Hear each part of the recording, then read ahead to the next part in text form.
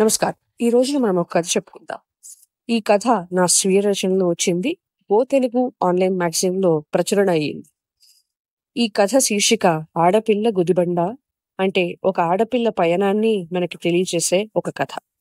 ఈ కథలోని ప్రొటాగనిస్ట్ అంటే ముఖ్య పాత్ర అనూష. అనూష ఓ ఆశాకిరణం.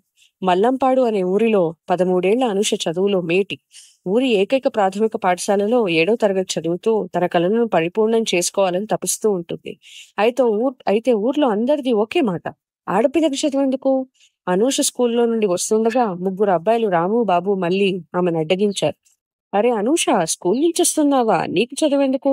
మగాళ్ళతో పోటీ పడతావా? ఆ మాట విని అనూష కన్నీళ్లు ఆపుకోలేకపోయింది. ఇంటికి పరిగెత్తింది.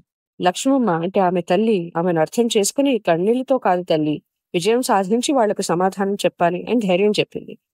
ఇక సుదర్శన మాస్టర్ మరో ముఖ్య పాత్ర.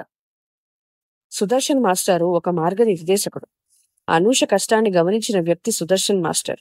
ఊరిలోని ఏకైక విద్యకు కేటాయించిన గదిలో ఈ పిల్లలకు విద్య బోధిస్తూ చదువే భవిష్యత్తు అని ఆశను నింపే గొప్ప గురువు. ఒకరోజు స్కూల్లో అన్నీ బాగా చదివిన తర్వాత మాస్టర్ అనూష్తో ఇలా చెప్పారు. నీ చదువు మానేస్తే ఈ ఊరికి చాలా నష్టం తల్లి. నువ్వు చదువుకుంటే ఇంకెంతో మంది అమ్మాయిలకు ఆదర్శంగా ఉంటావు. వెనక్కి తగ్గకు అని చెప్పారు. అనూష మరింత పట్టుదలతో ముందుకెళ్ళింది. లక్ష్మమ్మ పోరాటం.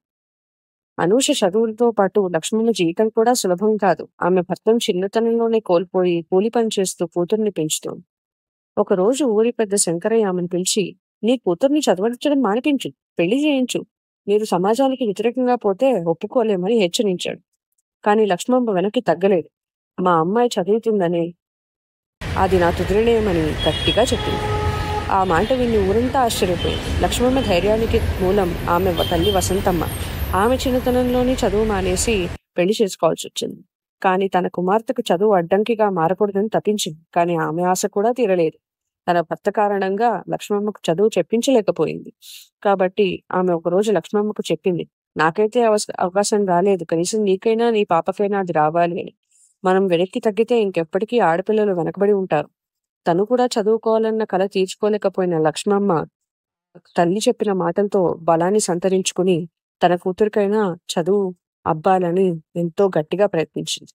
ఒకరోజు ఊరి పెద్దలంతా కలిసి ఓ సభ ఏర్పాటు చేశారు. శంకరయ్య ఆ సభలో, ఈ ఊరిలో ఆడపిల్లలు చదువుకోవడం అవసరం లేదు, అందరూ ఇంట్లో ఉండి ఇంటి పనులు చేసుకోవాలి అని చెప్పాడు.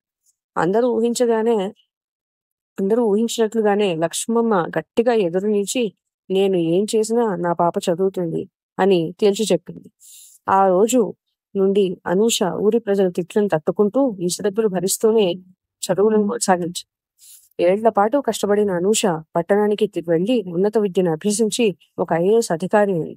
ఊరికి తిరిగి వచ్చేటప్పుడు ఊరి ప్రజలు ఆమెను గౌరవంగా స్వాగతించారు. అదే ఊరికి చెందిన రాము, బాబు, మల్లి ఇప్పుడు ఉద్యోగం లేకుండా తిరుగుతున్నారు. ఒక సభలో అనూష మాట్లాడుతూ, ప్రపంచం భావించేటట్లు ఆడపిల్ల ఎప్పటికీ గుదిబండ కాదు, గుడిలోని పునాది రాయి. చదువుతో, సంకల్పంతో, మన ప్రయత్నంతో ఏదైనా సాధించవచ్చు. నన్ను చదివించడానికి నా తల్లి ఎంతో కష్టపడింది. ఇప్పుడు మీరే చెప్పండి, చదువుకున్న అమ్మాయిని గౌరవంగా చూడాలా, లేక ఇంకా గుదిబండాన్ని తిట్టాలా? మీ ఇళ్లలో ఆడపిల్లలు చదువుకుని బాగుపడితే మీకు గర్వకారణం కాదా?